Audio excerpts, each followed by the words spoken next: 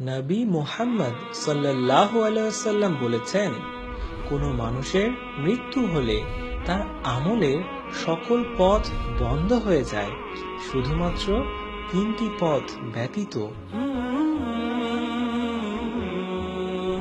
তার করে যাওয়া এমন দান যার উপকারিতা তার মৃত্যুর পরও বজায় থাকে, অর্থাৎ সাদকায়ে জারিয়া।